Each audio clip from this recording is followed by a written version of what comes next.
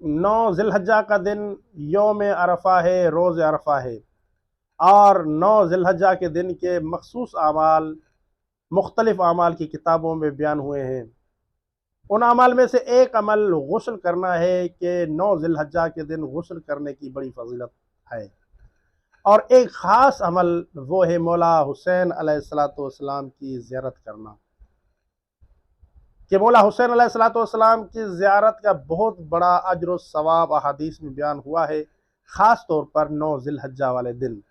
جو شخص بھی مولا حسین علیہ السلام کی 9 ذوالحجہ کے دن، عرفات کے دن زیارت کرتا ہے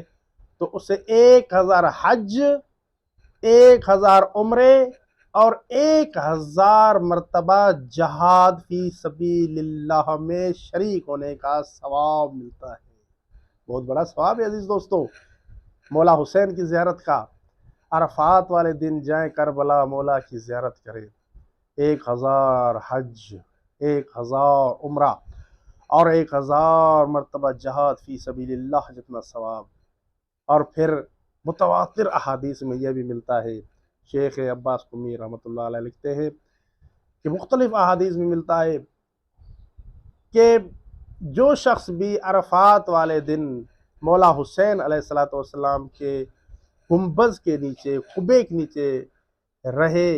وہاں پہ دعائیں پڑھے، مناجات اور ذکر خدا میں مصروف رہے، تو اس کا ثواب عرفات کے میدان میں جو لوگ موجود ہیں ان سے کم نہیں ہے بلکہ زیادہ ہے۔ دیکھیں کتنا ثواب ہے مولا حسین علیہ السلام کی زیارت کا، خاص طور پر عرفہ والے دن۔ تو مومنین، ویسے تو مومنین زیارات پہ جاتے ہیں، کوشش کریں کہ کبھی عرفہ والے دن، 9 ذوالحجہ والے دن بھی کربلا میں مشرف ہوں اور وہاں پہ مولا کی زیارت کریں، اور ہمیں بھی اپنی دعائے خیر میں یاد رکھیں، اور جو مومنین کربلا میں اس وقت موجود ہیں ان کے لیے خصوصی دعاؤں کا طلبگار ہوں۔